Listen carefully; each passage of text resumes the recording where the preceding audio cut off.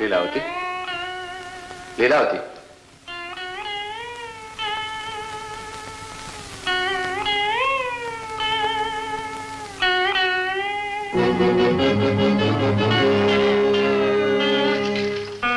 లీలావతి, ప్రహ్లాదుడు వచ్చినాడు, మన కుమారుడు వచ్చినాడు. నా మాట విన్నాడు లీలావతి, మనసు మార్చుకున్నాడు. వచ్చినాడు. అమ్మా వచ్చావా తండ్రి? అమ్మా